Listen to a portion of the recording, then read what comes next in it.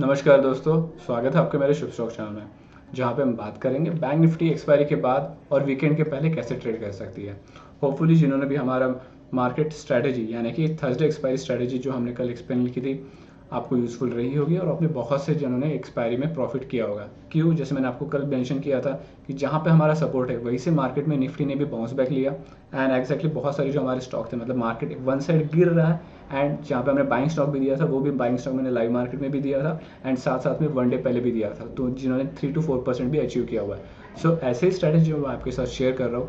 फिर से हम ऐसे सिंपल स्ट्रेटेजी बिना एनी इंडिकेटर के शुरू करते हैं।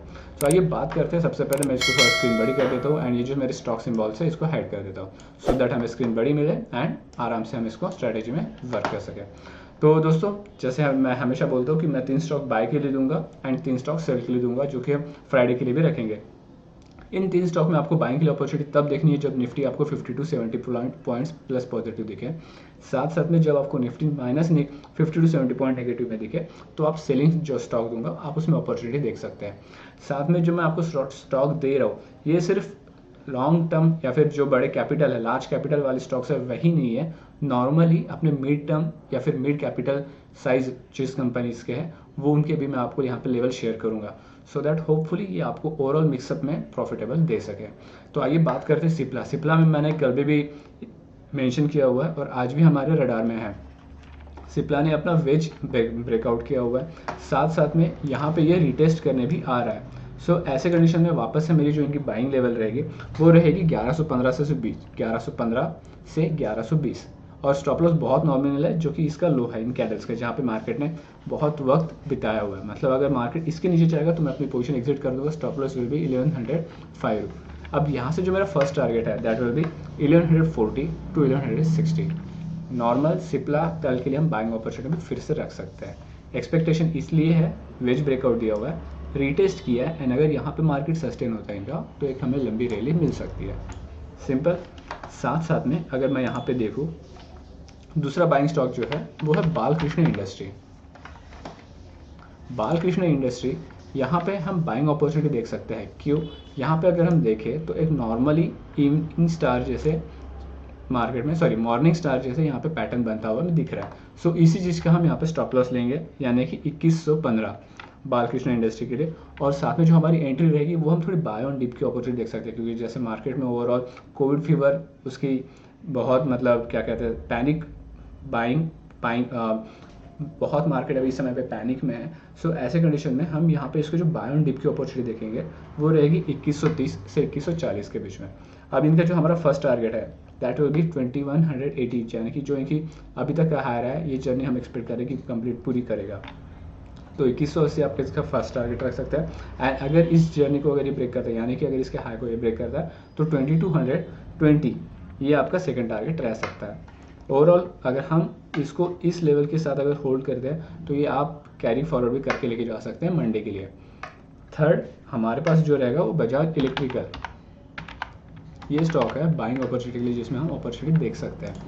अब बजाज इलेक्ट्रिकल अगर हम यहाँ पे देखें तो ओवरऑल इस समय पे कंटिन्यूसली पॉजिटिव मोमेंटम में चल रहा है, जो कि अपनी गैप भी फिल कर रहा है। डब्ल्यू पैटर्न भी इन्होंने अपना पूरा बनाया हुआ है। अब जाते जाते इन्होंने क्या किया हुआ है, राइजिंग मेथड, ये जो यहाँ पे अगर हम देखें तो राइजिंग मेथड बना हुआ है मार्केट में और इस राइजिंग मेथड का लो हम यहाँ पे ले रहे हैं as a stop loss. So overall इसे मैं स्विंग ट्रेडिंग के लिए भी अपने रडार में रख सकता हूँ, कीपिंग द स्टॉप लॉस जो इस राइजिंग मेथड का लो है दैट विल बी 1100, जो कि साइकोलॉजिकल लेवल भी है हमारी। और 1100 बजाज इलेक्ट्रिकल का स्टॉप लॉस रखे अगर हम इसे एंट्री करते तो वापस से इसमें थोड़ी बाय ऑन डिप की हम अपॉर्चुनिटी फाइंड आउट करना चाहेंगे so that it will form definitely cup and handle and अगर जब इसको कप एंड हैंडल को ब्रेक करेगा it will give you very decent profit. So ऐसे कंडीशन में हमारी जो एंट्री प्राइस रहेगी वो 1145 से 1155 के बीच में। टारगेट जो हम इसमें रख सकते हैं it will be first target जो कि इनका यहाँ पे जर्नी है 1200 फर्स्ट टारगेट, सेकेंड टारगेट इनका है that is 1230। So Bajaj electrical के लिए ये हम बाइंग स्टॉक। अब 3 स्टॉक की हम सेलिंग के लिए अपॉर्चुनिटी देखेंगे, जिसमें हमारा सबसे पहले है हेडलबर्ग सीमेंट। बहुत छोटा स्टॉक्स है, बहुत सारे लोग यहाँ पे अपनी अपॉर्चुनिटी देख सकते हैं इसको सेलिंग करने के लिए। अगर हम यहाँ पे देखें तो एक बेयरिश एंगल्फिंग का यहाँ पे पैटर्न बना हुआ है। सो बहुत स्किप सिंपल रखिए, इसका high as stop loss consider करके हम 194 का स्टॉप लॉस रखेंगे, एंट्री रखेंगे हिडलबर्ग के लिए 189 से 191। मैंने ऐसे ही छोटा स्टॉक 2 दिनों पहले भी दिया था इंडस टावर का, जहाँ पे हमने 1 पॉइंट का स्टॉप लॉस रखा था एंड वहाँ से ऑलमोस्ट 6 to 7% वो स्टॉक नीचे गिरा। सो जो नॉमिनल मैं पॉइंट आपको सेलिंग साइड भी दे रहा हूँ, आप उसमें भी अपॉर्चुनिटी देख सकते हो with less capital for a higher target. साथ में इसकी जो एंट्री प्राइस रहेगी वो 181 से 191 के बीच में रहेगी।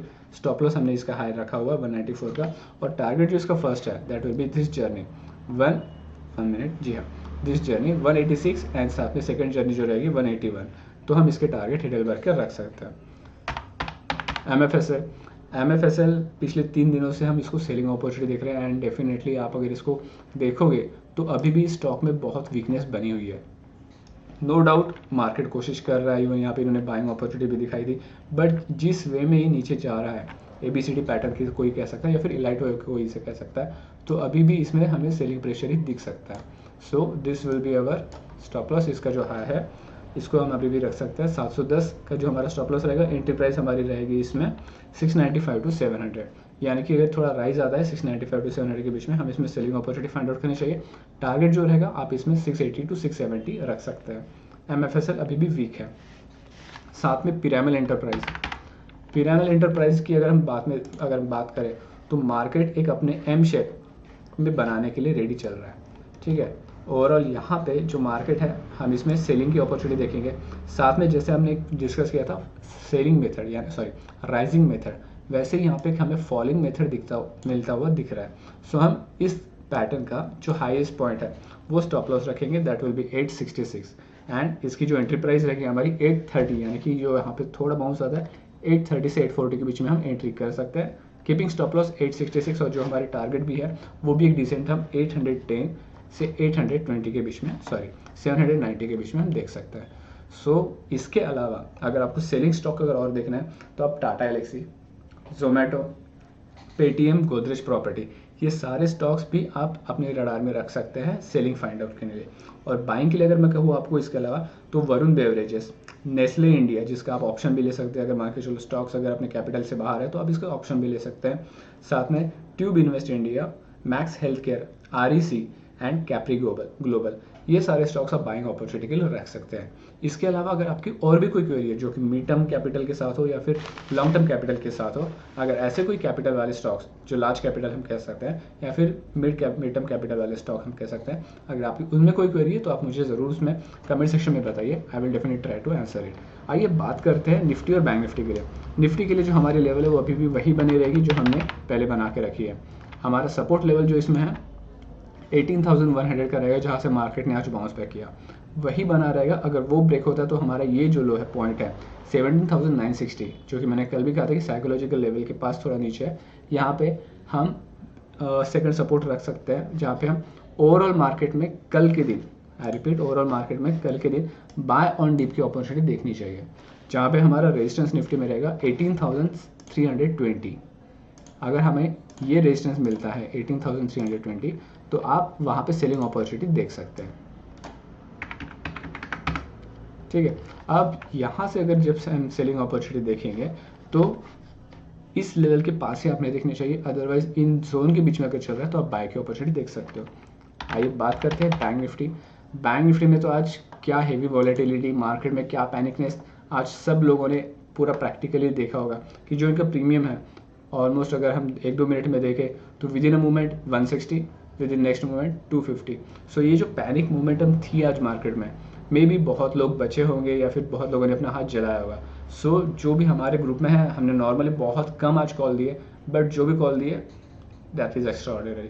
मतलब अगर आपने नॉर्मली भी वर्क किया होगा हमारे साथ जुड़ के, जो हमारे की लेवल्स में हम एंट्री कराते हैं उसमें एक डिसेंट प्रॉफिट आपने बनाया होगा। तो यहाँ पे बैंक निफ्टी के लिए अगर मैं आपको रेजिस्टेंस कहूँ तो 42,700 के बीच में है, जो कि आप कल इस रेजिस्टेंस जोन के पास सेलिंग की अपॉर्चुनिटी फाइंड आउट कर सकते हैं। साथ में बाइंग अपॉर्चुनिटी अगर आप कहें तो 42,100 के पास यहाँ पे आप बाइंग अपॉर्चुनिटी देख सकते हैं। ओवरऑल स्टॉक में कल बैंक निफ्टी के लिए भी हम बाय ऑन डिप की ही अपॉर्चुनिटी रखेंगे, जहाँ पे अगर मार्केट थोड़ा डिप आता है तो हम बाय की अपॉर्चुनिटी फाइंड आउट करके छोटा सा स्टॉप लॉस, अगर यहाँ पे रहता है 50 पॉइंट का स्टॉप लॉस और यहाँ पे रहता है 50 पॉइंट का स्टॉप लॉस रखे हम कल की पोजीशन बना सकते हैं। सो होपफुली जो भी मैं आपको लर्निंग पॉइंट और इफेक्टिव लेवल्स आपको बता रहा हूँ, क्योंकि कंसिस्टेंसी जो हम पिछले मार्केट भले गिर रहा है, लेकिन कंसिस्टेंसी जो हम पिछले 3 वीडियोज़ में, क्योंकि मार्केट तब से गिरना शुरू हुआ है, ओवरऑल इसके बावजूद आपको जो मैं प्रॉफिट दे रहा हूँ आप उसका एडवांटेज ले पा रहे हो। So hopefully thank you, keep growing with us. किसी को कोई डाउट हो कमेंट सेक्शन में ज़रूर पूछे, एंड नीचे टेलीग्राम की लिंक दी गई है, आप वहाँ से मेरे टेलीग्राम चैनल को भी ज्वाइन कर सकते हो। किसी को कोई क्वेरी हो या फिर आपका लॉस, अगर आपको उसमें अगर कोई जानकारी हो कि आप उसको कैसे सेटल कर सकते हो, loss settle in the sense कैसे आप अपने पेशेंस के साथ मार्केट में ट्रेड कर सकते हो and you won't let your hand burn, so you definitely contact me, मुझे ज़रूर आपकी मदद करने में अच्छा लगेगा। So thank you, keep growing with Shubh Stocks. Thank you so much.